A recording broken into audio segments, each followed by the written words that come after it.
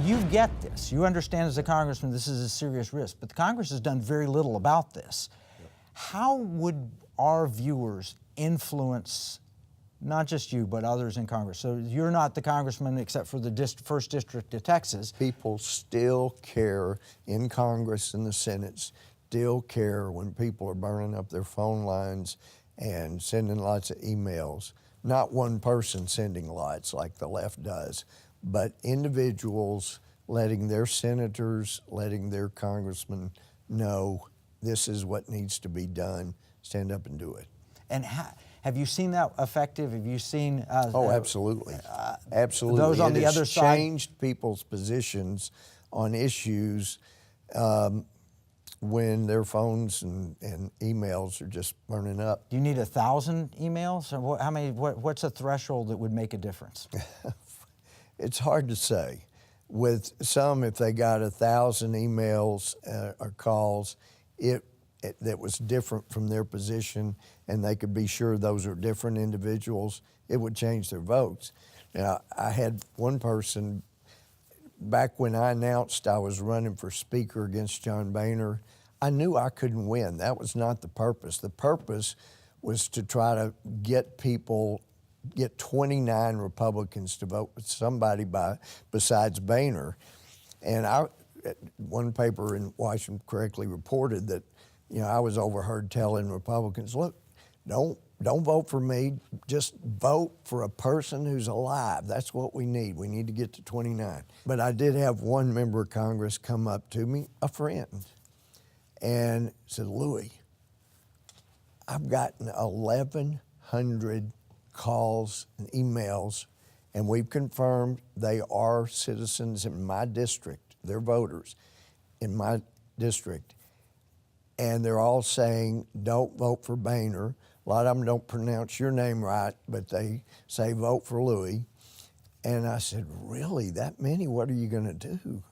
And this member said, oh, well, I already told Boehner I was going to support him, but I just thought it'd make you feel good to know that there are that many people in my district that was up north that wanted you to be Speaker.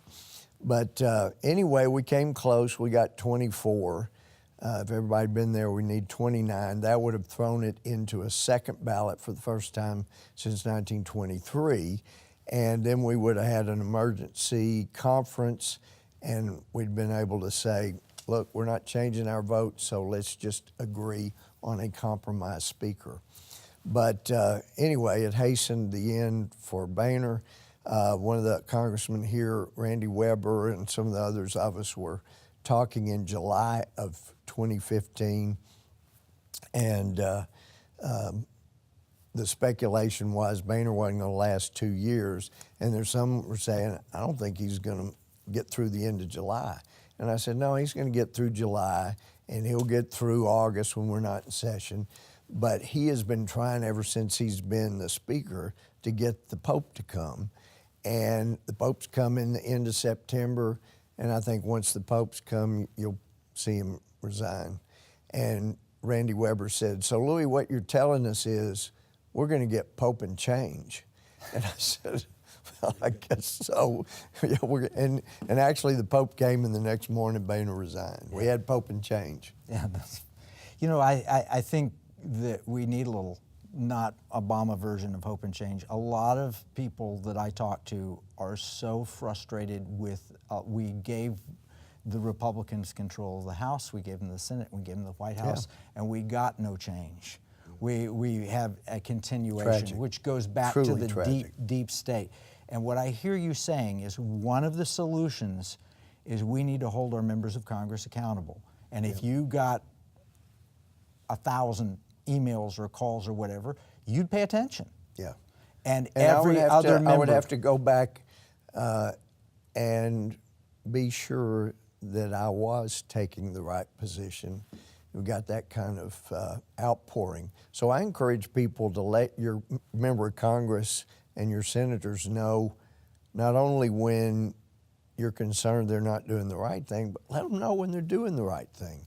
That really helps too, because if the only thing you ever hear is negative, then you can't be sure that those that you don't hear from aren't happy.